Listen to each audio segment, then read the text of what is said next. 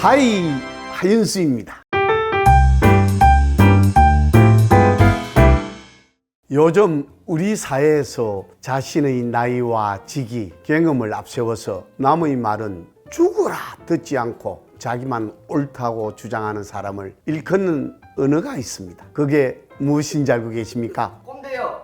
그렇죠. 꼰대죠. 꼰대가 무엇인지 이야기해 보자고요. 우리나라는 권위주의 문화에 익숙해져 있어요. 우리나라에선 회의할 때조차도 아랫사람은 의견을 제시하기 무척 힘들어요. 혹시나 아랫사람이 반론을 제기하면 자신의 나이나 직급을 이용해 제압하기 일쑤입니다. 결국 10중 8구 대한민국에서 회의라는 건 회의를 주도하는 윗사람이 군화 말씀으로 시작해서 잔소리로 끝이 납니다. 회의라는 게 문제 해결을 위해 다양한 의견을 듣고 소통하는 자리인데 회의라고 시작해놓고 내 말만 긴땅 해놔놓고서는 끝이 납니다. 이런 분위기에선 아래 사람들은 적당히 휴대폰만 바라보다가 언제 마치나 딴 생각을 하다 끝이 나. 그런데 이 사람 입장에선 본인이 자유롭게 의견을 제시하기 힘든 분위기를 만들어 놔놓고서는 말이죠, 의견 제시를 안 하면 왜 열정들이 없냐고 잔소리를 늘어놓죠. 교육감님 본인 이야기신가요? 네? 아닙니다. 네, 계속 하시죠. 이러한 권위주의적 문화에선 창의력을 기반으로 한 새로운 아이디어는 절대 나오지가 않죠. 왜 이러한 꼰대 문화가 생기는 것일까? 바로 일반화에서 생기는 것이라고 나는 생각을 합니다. 자신이 경험한 것만이 최고인 양 일반화 시켜놔놓고서는 나이 어린 사람 혹은 지위가 낮은 사람에겐 가르치려고만 하는 거죠. 인간은 자기가 알고 있는 영역과 경험을 중시합니다. 그리고 그것을 지키려고 들어요. 새로운 것을 받아들이기 쉽지가 않죠. 설령 그것이 틀렸다 하더라도 자신의 경험에서 비롯된 상식을 깨뜨리고 싶어 하질 않아요. 인간은 그렇게 꼰대가 되는 겁니다. 거기에서 발생하는 것이 바로 세대 갈등이 되고 사회적 문제가 되기도 하죠. 물론 권위의식에서 찌든 꼰대라는 단어가 기성세대에만 유효한 것은 아니더라고 나는 생각합니다. 제가 MZ세대나 10대 청소년들과 소통하면서도 느끼는데요, 자기들끼리도 요즘 애들은 이런 말을 다 쓰더라고요. 애들도 그래요. 왜 그럴까? 기본적으로 다른 사람의 주장을 받아들이는 것 자체가 힘드니까요. 그러기에 세대가 다르면 차이가 존재하는 건 어쩌면 당연한 것입니다.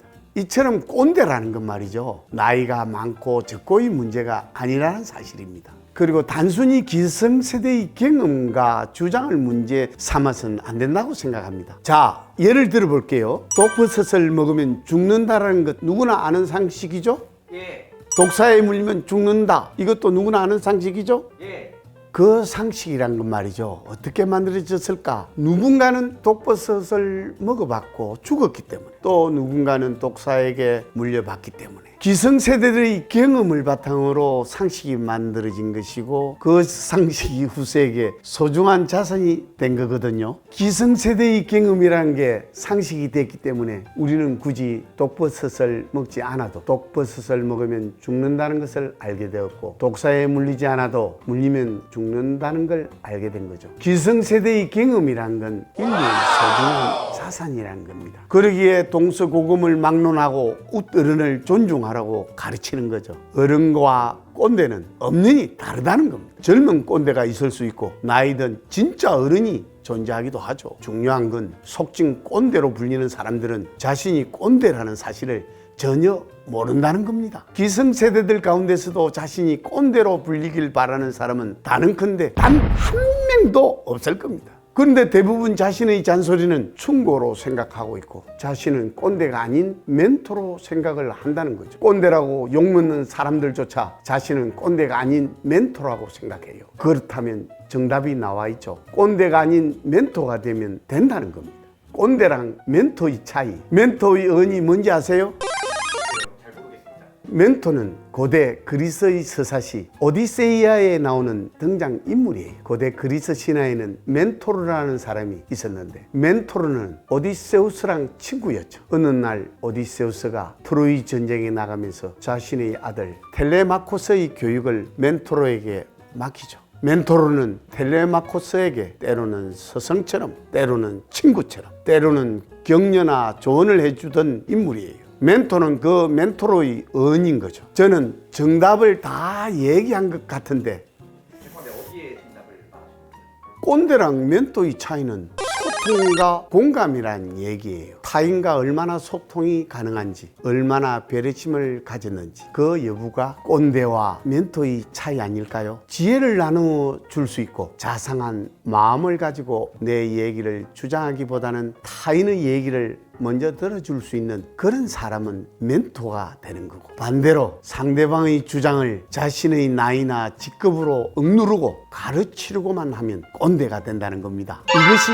꼰대와 멘토의 차이라는 겁니다.